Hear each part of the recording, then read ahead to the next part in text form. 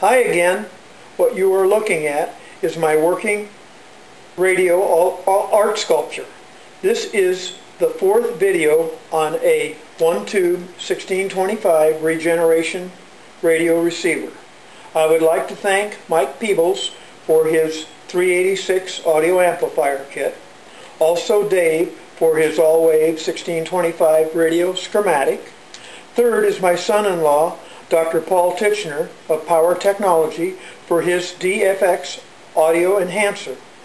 Their website links are included with this video. Now let's go on up and let's get into a regenerative switch right here and bring up some sound. Now you can hear a buzz in the background. We're going to get that out in a minute. Here's the antenna coming in. Now we've got some good audio, but you can hear the background noise is not good. So what I'm going to do here is I'm going to first come up here and see if I can get anything out this way.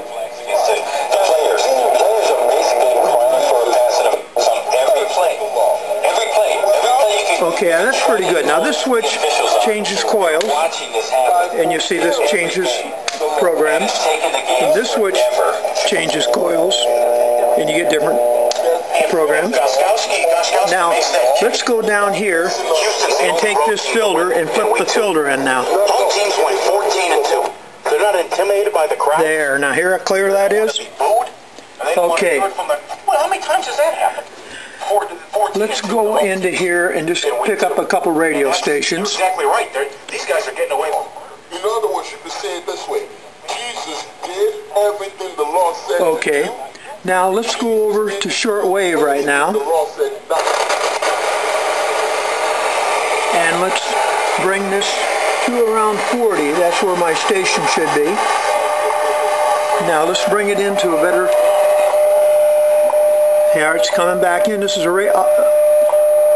my trimmer here.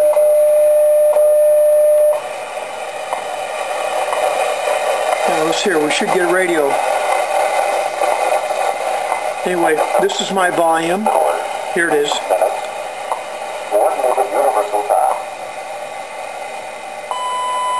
Okay, let's climb back off here. Let's go up to the switch up here now.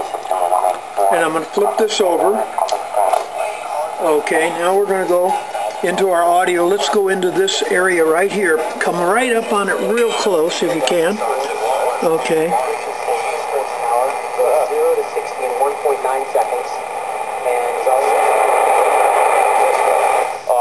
Obviously, you got to take the suspension and everything and modify it, I'm sure. Yeah, it's a fairly... Now let's go back. Its policy instead of publicly issuing a legal complaint. That all may be true. I couldn't care less. What? No solamente rara, pero como muchos techniques, to painting, watercolor, and acrylics. Okay, I'm going to turn the volume down now. And we're going to just explain what we've got here. This changes the coils, so you get frequency and band changes. This is a variable capacitor. This is my antenna trimmer. This is a variable capacitor that I'm using to change my frequencies.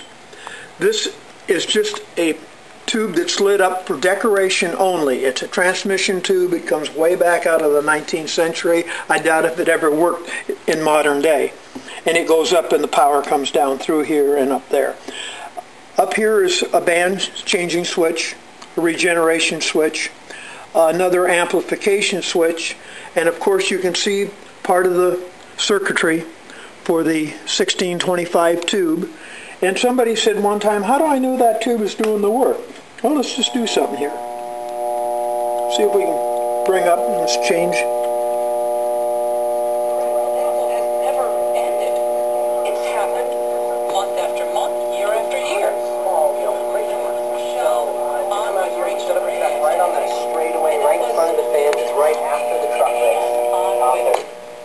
There it is. Okay, let's turn everything back down again so we don't get all this hum. Okay. This is the volume control. That was the tuning.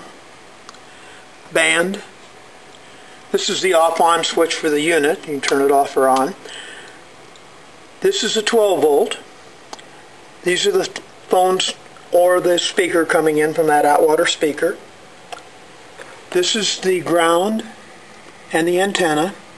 And this is the 9 volt, and that's for this little audio amplifier down here. And when I hooked it up to 12 volts, I was getting too much AC hum. So I took it and put it into its own power supply. Anyway, this is the whole sculpture, and I would like to thank you very much for watching. And this will be, I think, the last video on it. So again, thanks a lot. Talk to you later. Bye-bye.